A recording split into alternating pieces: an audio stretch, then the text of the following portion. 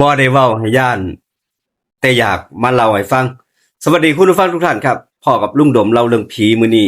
รายงานตัวคุณฟังครับกับเรื่องจริงเหตุการณ์จริงเกิดขึ้นอยู่นี่ครับเรื่องผีเรื่องร้อนๆเรื่องปอบๆพ่อคุณฟังอยู่นี่ฝากคุณผู้ฟังทุกท่านกดติดตามกด Subscribe กดแจ้งเตือนครับมื้อนี้มาพักอยู่ภูผาม่านจังหวัดขอนแก่นบรรยากาศตอนนี้20กว่าองศารับลมหนาวมาพักอยู่ภูผาม่านนึกถึงทุกท่านก็เลยอยากสิเว้าถึงเล่าถึงประวัติความเป็นมาของภูผาม่านให้กับทุกคนได้ฟังกันครับตำนานที่คนเฒ่าคนแก่เมื่อสมัยก่อนเพิ่นเล่าว่าเพิ่นยังเล่าถึงปัจจุบันจากลูกจากหลานจากพ่อจากแม่มาเล่าสู่กันฟังครับตำนานภูผาม่านคือพื้นที่ภูเขาหินปูนเป็นรอยต่อระหว่างจังหวัดขอนแก่นจังหวัดเลยแล้วก็จังหวัดหนองบัวลำพูเป็นดินแดนที่ไทบ้านเชื่อกันว่าบ่แม่นทุกคนสิเข้าไปแล้วกลับออกมาคือเก่าคือเดิมต่อจากนี้ไปเป็นตำนานพื้นบ้านที่คนภูผาม่านเล่าต่อกันมาตั้งแต่สมัยไทบ้านบ่ทันได้มีผู้ใดเข้ามาอยู่บริเวณนี้คนเข้ามาอยู่บ่ทันได้หลายจนกลายเป็นว่าเป็นชุมชนขนาดใหญ่ในเวลานี้ไทบ้านบางคนเพิ่นอ้างว่าเจอกับเจ้าของทุกมื้อนี้ก็ยังจำแม่นอยู่เพิ่นว่าจั่งซี้ครับ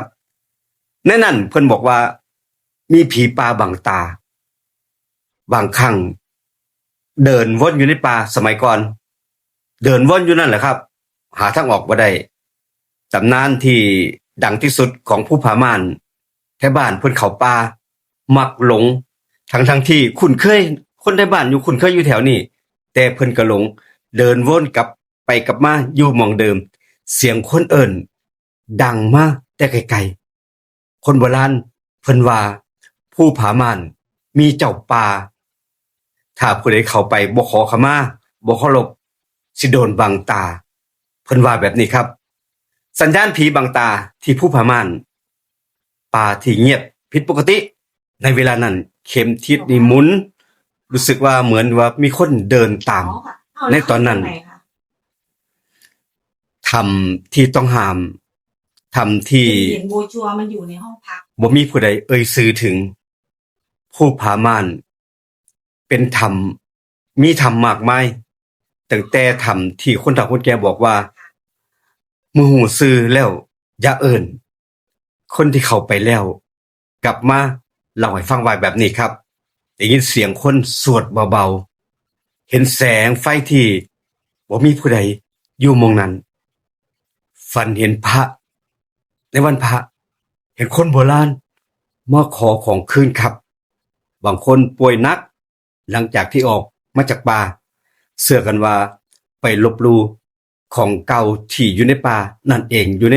ภูผาม่านนั่นเองครับมีคนเล่าว่ามีคนเคยหายเข้าไปในป่าไปหาเห็ดแต่บ่ได้กลับออกมาเลยตำนานที่จริงๆแล้วเพิ่นก็เล่าแทบทุกหมู่บ้านคนอยู่ในหมู่บ้านรอบๆภูผาม่านนี่แหละครับเพิ่นบอกว่าเข้าป่าไปเกินครึ่งมื้อบ่มีร่องรอยหายไปเลยครับหายไปทั้งที่ทั้งคนทั้งเสียงหายสาบสูญไปเลยบางรายเจออีกที่เป็นศพในจุดที่คนไปค้นหาไปหาบ่เห็นแต่หลังจากนั้นมาได้2มื้อไปเจอศพอยู่หม้องคนที่ค้นหานั่นแหละครับคนเฒ่าคนแก่บอกว่าเขาบ่ได้ตายบ่ได้หายแต่ถูกลักพาถูกไปอยู่อีกภพภูมิหนึ่งที่เป็นเมืองบังบดอยู่นั่นเองครับ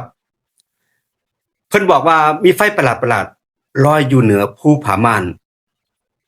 ไฟผีหรือว่าไฟเมืองบังบดนั่นเองกลางคืนบางคืนสิเห็นแสงไฟลอยมาซ่าๆเหนือยอดเขายอดภูผาม่านนี่แหละบ่แม่นไฟฉายแต่เป็นบ่แม่นไฟรถลักษณะลอยนิ่งๆเปลี่ยนสีดับวุบหายไปต่อหน้าต่อตาความเชื่อเพิ่นบอกว่าเป็นวิญญาณของผู้เพิ่นที่เฝ้าทรัพย์อยู่ภูผาม่านนี่ล่ะมีคนตายโหงในป่าเหมือนกับว่ามีเมืองลับแลมีผู้บริสุทธิ์มีผู้มีฤทธิ์อยู่ในนั้นครับมีคนเล่าต่ออีกว่าคนในหมู่บ้านในตำบลนี่แหละครับเพิ่นบอกว่า เห็นเงาดำๆบนสันเขาบ่แม่นคนแค่บ้านตอนที่ไปเฮ็ดไร่เฮ็ดนากลับมาในตอนดึกมักเห็นเงาคนสูงผอมดำยืนอยู่บนหน้าผาบ่ได้ย่างบ่มีเสียงแต่มองจากหน้าผาลงมาข้างล่างครับผู้ใดขึ้นไปหรือว่าทักสิ่งที่เรียกบ่เห็นเชื่อว่าสิเก็บไว้ทันทีความเชื่อที่คนภูผาม่านยังจำได้อยู่ก่อนเข้าป่าสิต้องเว้าขอเจ้าที่บ่เว้าคำหยาบบ่เอิ้นชื่อกันเสียงดังห้ามทักทายสิ่งที่มองบ่เห็น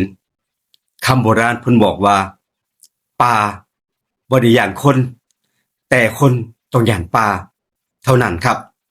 อันนี้ก็เป็นเรื่องเล่าจากประสบการณ์ของแท้บ้านเพิ่นเล่าให้ฟังอีกท่านหนึ่งท่านเล่าว่าแบบนี้ครับมื้อนั้นบอกว่ามานั่งมองอยู่ตรงหน้าผานี่แหละ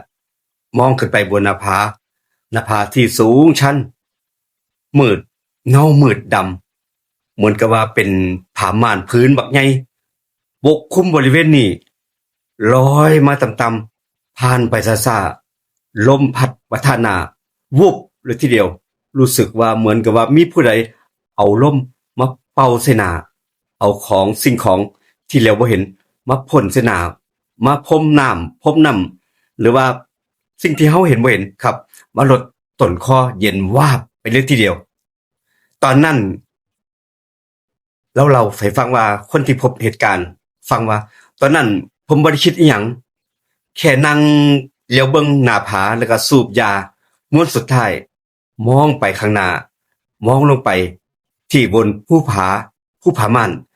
แต่เห็นเป็นความมืดบ่มีแสงไฟหน้าหมู่บ้านบ่มีแสงอิหยังจักอย่างแต่มีเสียงป่าที่มันเงียบเกินไปป่านั้นเงียบเกินไปเงียบจนผมรู้สึกว่ามันบ่ควรเงียบแบบนี้นะมันบ่เงียบแบบนี้นกกลางคืนบ่ได้ร้อง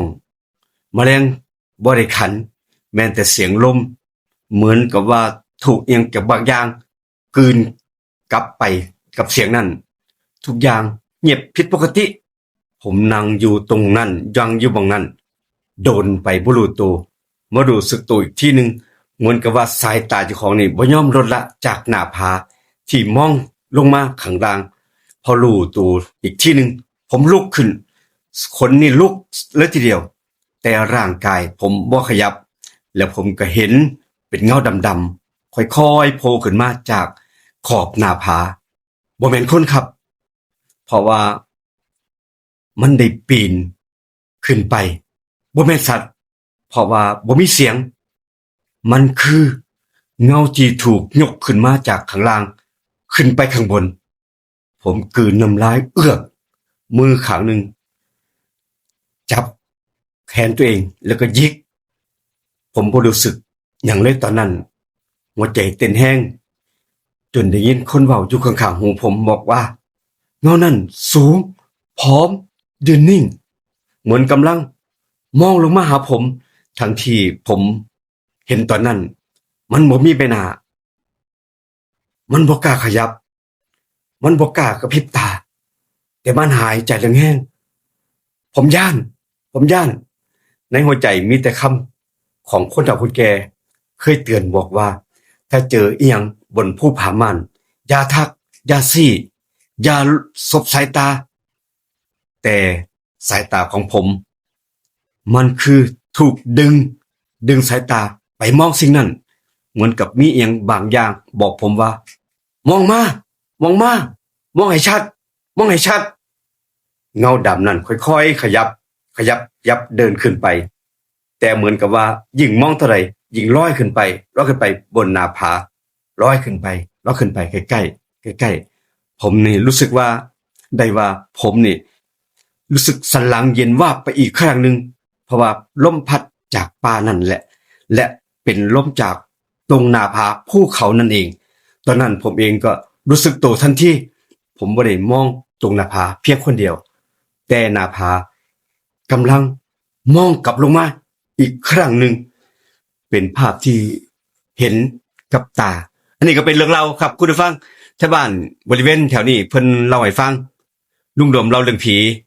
นำมาเล่าให้กับคุณผู้ฟังได้ฟังกันขอบคุณอีกครั้งหนึงของบันทึกเสียงลูกทั่วเรคคอร์ดครับเราโดยลุงดมเล่าเรื่องผีฝากคุณผู้ฟังกดติดตามกด Subscribe กดแจ้งเตือนเป็นกำลังแรงใจให้กับผู้จัดครับมื้อนี้มีโอกาสได้มาผู้ประมาณก็เลยมาเล่าเรื่องที่เป็นตำนานให้คนได้รับรู้ได้ฟังกันเรื่องที่เป็นตำนานที่เป็นในอดีตมาว่าเล่าหม่องนี้ครับขอบคุณอีกครั้งหนึงของบันทึกเสียงลูกทั่วเรคคอร์ดเราโดยลุงดมไปก่อนครับคลิปนี้เจอกันคลิปหน้าครับสวัสดีครับ